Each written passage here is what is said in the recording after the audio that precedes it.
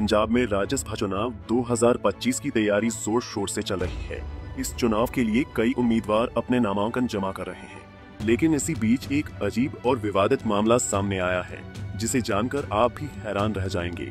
बता दें कि जयपुर से आए एक शख्स जिसका नाम नवनीत चतुर्वेदी है, उसने इस बार राज्यसभा चुनाव के लिए फर्जी नामांकन दाखिल किया है। ऐसे में अब उनके नामांकन को लेकर भारी बवाल छिड़ गया है। अब ये सुनकर आपके मन में भी सवाल आ रहा होगा कि आखिर नवनीत चतुर्वेदी ने क्यों फर्जी नामांकन भरा। बातों का न घुमाते हुए आइए आपको पूरा मामला बताते हैं। दरअसल पंजाब में राज्यसभा चुनाव 2025 के लिए नामांकन प्रक्रिया के दौरान कुछ अजीब हुआ। यहाँ नवनीत चतुर्वेदी नाम का एक शख्स फर्जी नामांकन भरने आया था। बता दें कि नवनीत चतुर्वेदी पंजाब में राज्यसभा चुनाव के लिए दावेदारी ठोक रहा था। पंजाब राज्यसभा चुनाव में अजीब नामांकन। जयपुर का रहने वाला नवनीत चतुर्वेदी खुद को जनता पार्टी का अध्यक्ष बताता है। इतना ही नहीं, नवनीत चतुर्वेदी ने राज्यसभा चुनाव के लिए जो नामांकन भरा है, उसमें कथित रूप से आम आदमी पार्टी के 10 विधायकों के सिग्नेचर किए गए हैं। नवनीत चतुर्वेदी ने अपने नामांकन में दावा किया है कि ये 10 विधायक जिन्होंने उनके नामांकन के लिए प्रस्तावक बनकर सिग्नेचर दिए हैं, वे सब आम आदमी पार्टी के हैं और उन्होंने स्वेच्छा से हस्ताक्षर किए हैं। लेकिन जांच में सामने आया कि ये सभी सिग्नेचर नकली हैं। मतलब विधायकों ने ऐसा कोई सिग्नेचर नहीं किया है और न ही उन्होंने नवनीत चतुर्वेदी को समर्थन दिया है। आम आदमी पार्टी ने भी इस मामले की कड़ी निंदा की है और इसे एक गंभीर धोखाधड़ी बताया है। पार्टी के नेताओं ने साफ कहा है कि नवनीत चतुर्वेदी का उनके साथ कोई भी रिश्ता नहीं है और उन्होंने उनके नामांकन को भी समर्थन नहीं दिया है। पंजाब पुलिस ने विधायकों के फर्जी दस्तखत करने के आरोप में इस पर एफआईआर दर्ज की है।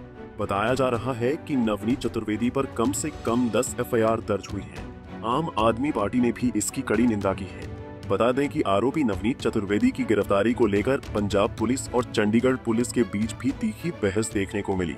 आरोपी नवनीत चतुर्वेदी के फर्जी नामांकन ने चुनाव आयोग की विश्वसनीयता पर भी गंभीर सवाल खड़े किए हैं। ऐसे में राज्यसभा में फर्जी नामांकन होना कई सवाल खड़े करता है। राज्यसभा चुनाव में नामांकन प्रक्रिया बहुत ही सख्त होती है। उम्मीदवार को अपनी पार्टी के विधायकों के समर्थन के बिना नामांकन भरना आसान नहीं होता, इसलिए प्रपोजर के तौर पर विधायकों के सिग्नेचर जरूरी होते हैं। लेकिन जब कोई नकली सिग्नेचर से नामांकन जमा करता है तो ये एक गंभीर मामला बन जाता है। इससे चुनाव प्रक्रिया की निष्पक्षता और विश्वसनीयता पर सवाल उठते हैं। अब इस मामले की जांच चुनाव आयोग और पुलिस कर रही है। बताया जा रहा है कि नवनीत चतुर्वेदी के खिलाफ कड़ी कार्रवाई की जाएगी, क्योंकि चुनाव कानून के तहत फर्जी दस्तावेज जमा करना गैरकानूनी है।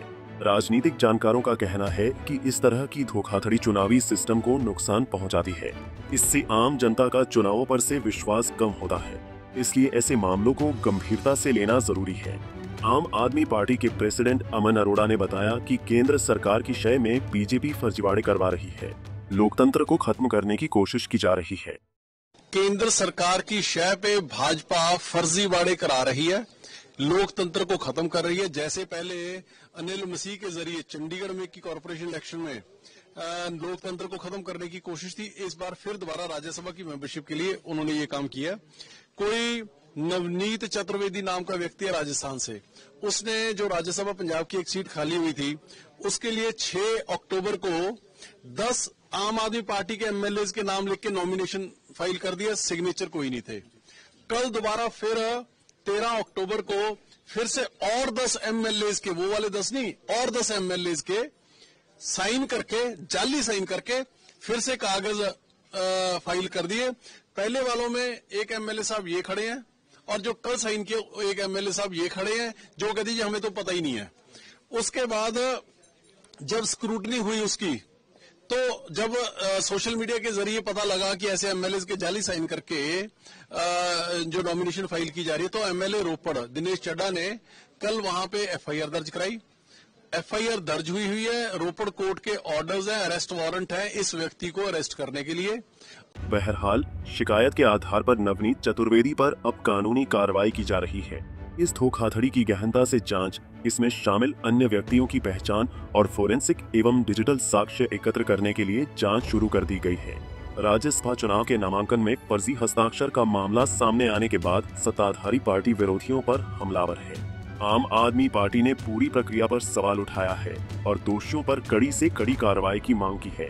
पंजाब राज्यसभा उपचुनाव के लिए अधिसूचना 6 अक्टूबर को जारी की गई थी। नामांकन दाखिल करने की आखिरी तारीख 13 अक्टूबर थी, जबकि नामांकन पत्रों की जांच 14 अक्टूबर तक की जानी थी। अब राज्यसभा चुनाव के लिए 24 अक्टूबर को चुनाव होना है। ऐसे में पंजाब राज्यसभा चुनाव आगे क्या रंग लाता है, ये देखना बेहद दिलचस्प होगा। Bureau report, Punjab Kesari TV.